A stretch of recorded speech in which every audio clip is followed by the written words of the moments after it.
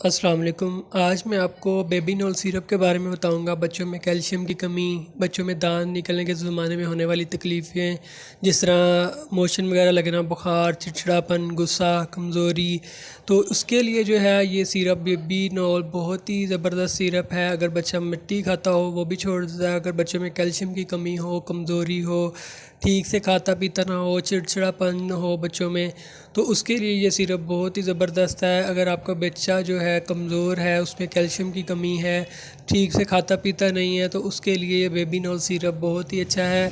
इसकी जो है आधी चम्मच दिन में 3 मरतबा इस्तेमाल करवानी चाहिए। इसका कोई साइड इफ़ेक्ट नहीं है और ये सिरप बच्चों के लिए बहुत ही अच्छा है। इसको आप रेगुलर भी इस्तेमाल करवा सकते हैं।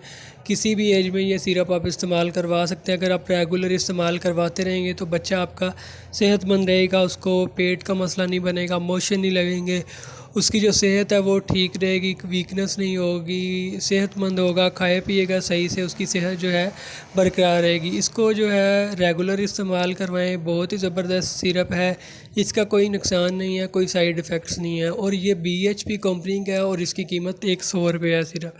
तो बहुत ही अच्छा सिरप है। अगर आप मज़ीद कुछ पूछना चाहें तो कमेंट कर सकते हैं या व्हाट्सअप कर सकते हैं। मिलते हैं नेक्स्ट वीडियो में। अल्लाह हाफिज़।